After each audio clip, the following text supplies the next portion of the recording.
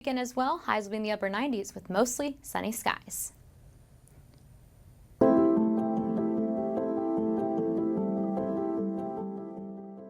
After more than a month since deadly flash floods tore through central Texas, the Hill Country community still weighs heavily on the minds of fellow Texans. Our Blakey Uchuku shares how one group of North Texans is letting them know they're not forgotten.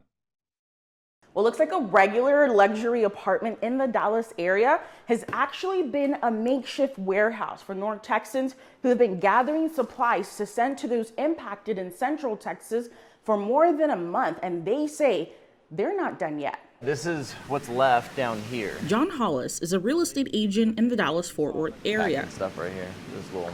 But after July 4th, he unexpectedly transitioned into a new role. Floods hit, and the very next day, I got a text message from a good friend of mine just saying, hey, John Parigi needs some help. He needs able-bodied people to be able to help out.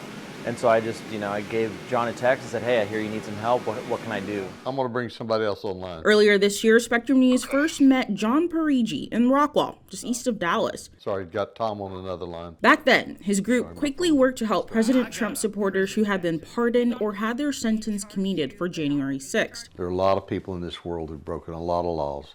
All of us have fallen short. Now, some of those same J6ers his group assisted were recruited to help the Texas Hill Country in its time of need. So if you want to contribute. Like Thomas Hamner in Colorado, who wants to help build tiny homes for Central Texans who lost theirs in the flood. I won't stop until either I'm dead or the last person that was displaced has a roof over their head, whatever that looks like. And Stuart Rhodes, the leader of the Oath Keepers. So John knew that in Oath Keepers we had done 14 hurricane relief operations, so I had quite a bit of experience. And so no, it's got nothing to do with PR. It's just, that's the last thing on our minds. It's just helping our neighbors. Parigi says the help that came from North Texas was far greater than just these men. 1,000 North Texans or more. You start taking all the people who have contributed supplies, all the people who have showed up to help. So they did get a little bit up here. For weeks now, donations of food, water, clothes, hygiene items pouring into 19 locations across North Texas. The items were later housed in 8119. A luxury apartment in Dallas, where the manager donated 2 spaces to store the relief supplies before he gets driven down by volunteer truckers. So we are working hard to get everything out.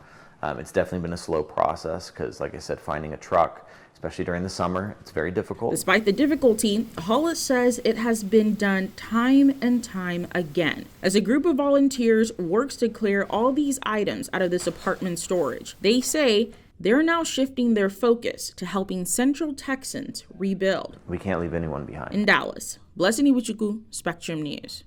Just another example of seeing Texans helping Texans, and the help continues well past the initial devastating event. Yeah, it's been more than a month, and the momentum for recovery and helping to support has not shown any signs of slowing down, which is promising because this community really needs as much help as it can get, and Texans are going to be there to support them. All right, stay close. We've got more news and weather coming up in just a few minutes.